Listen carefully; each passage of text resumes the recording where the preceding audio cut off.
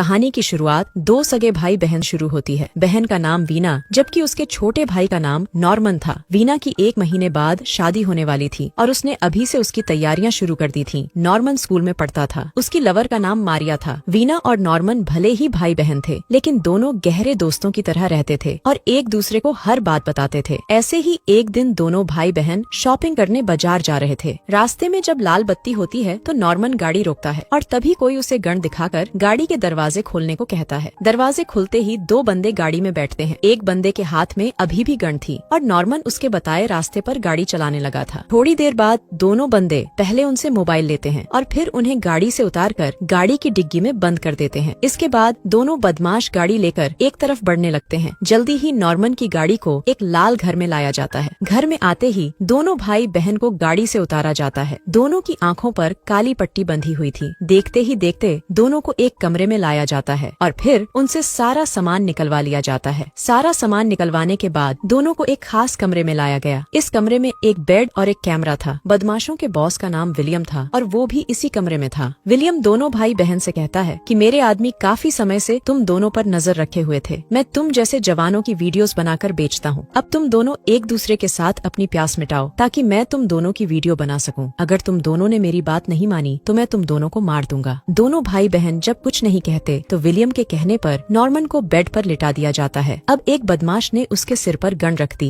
Norman को gun के निशाने पर देखकर वीना रोने लगी, जिसके बाद विलियम उसे दूसरे कमरे में लाता है। दूसरे कमरे में आकर विलियम उसे समझाने लगा कि तुम्हें मेरी बात मान लेनी चाहिए वरना मैं पहले तुम्हारे भाई को मारूंगा और फिर तुम्हारी गुफा लूटकर तुम्हें भी मार दूंगा। उधर एक बदमाश ने नॉर्मन को ताकत की गोली दे दी थी ताकि वो बेड पर जलवे दिखा सके। दूसरी तरफ वीना ने विलियम की बात मान ली थी। अब वीना को नॉर्मन के पास लाया जाता है और विलियम के कहने पर दोनों भाई बहन पानी निकालने लग जाते हैं। पूरी रिकॉर्डिंग करने के बाद दोनों को फिर से गाड़ी में डाल लिया जाता है और फिर एक वीरान सी जगह पर छोड़ दिया जाता है। दोनों भाई बहन सही सलामत घर तो पहुंच गए थे लेकिन दोनों के साथ जो हुआ था उसकी कोई कल्पना भी नहीं कर सकता था। अगले दिन नॉर्मन मन मारकर पहले नाश्ता करता है और फिर उसका पिता उसे स्कूल छोड़ आता है। उधर वीना अभी भी अपने कमरे में थी। शाम होते होते नॉर्मन घर आ गया। उसकी माँ उसे बताती है कि तुम्हारी बहन पूरा दिन कमरे से बाहर नहीं निकली। रात को वीना अपने कमरे से बाहर निकलती है और बाहर निकलकर अपने लवर सैम से मिलती है। वीना सैम से ही शादी करने वाली थी। दोनों इस समय एक कैफे में बैठे थे। वीना कुछ सोचकर उससे कहती है कि मैं तुमसे शादी नहीं कर सकती। उसकी बात सुनकर सैम हैरान हो गया। सैम उससे ऐसा करने का कारण पूछता है लेकिन वीना उसे कुछ नहीं बताती और चुपचाप अपने घर वापस आ जाती है। अगले दिन नॉर्मन भी खोया खोया रहता है और वो अपने दोस्तों से भी ज्यादा बात नहीं करता। दोनों भाई बहन जब भी घर में होते थे तो एक दूसरे से नजर भी नहीं मिलाते थे। वीना ज्यादातर समय अपने कमरे में ही बिताने लगी थी जबकि नॉर्मन रोज स्कूल जाता और स्कूल से आकर वो भी अपने कमरे में ही पड़ा रहता। ऐसे ही एक दिन वीना एक मनोचिकित्सक के पास आती है। इस डॉक्टर का नाम ईवा था और वीना उसे पूरी घटना बताती है। रात को सैम वीना के पास आता है ताकि उससे शादी न करने की वजह जान सके। इस बार भी वीना उसे कुछ नहीं बताती और उसे भगाकर सो जाती है। सैम वीना के पिता से भी बात करता है लेकिन उसे भी नहीं पता था कि वीना शादी क्यों नहीं करना चाहती। अगले दिन वीना के पिता का जन्मदिन था इसलिए पूरा परिवार पार्टी करने बाहर जा रहा था। रास्ते में दोनों भाई बहन कोई बात नहीं करते, यहाँ तक कि दोनों एक दूसरे को पूरा नजरअंदाज करते हैं। पार्टी में दोनों के माता पिता तो पूरी मस्ती कर रहे थे लेकिन ये दोनों चुपचाप ही रहते हैं। ना तो वीना नॉर्मन से बात करती है और ना ही नॉर्मन कुछ बोलता है। रात को पूरा परिवार पार्टी कर वापस आ जाता है। अगले दिन वीना फिर से डॉक्टर ईवा के पास जाती है। वीना से बातें करते करते वो उससे पूछती है कि क्या तुम्हें अपने भाई के साथ मजा आया था। उसकी बात सुनकर वीना कुछ नहीं बोलती, जिसके बाद ईवा उसे नॉर्मन को भी साथ लाने को कहती है। कुछ देर बाद वीना घर लौट आई थी। वो नॉर्मन के पास जाकर उसे सब बताती है कि मैं डॉक्टर ईवा की मदद ले रही हूँ ताकि रिकॉर्डिंग वाली घटना को भूल सकूं।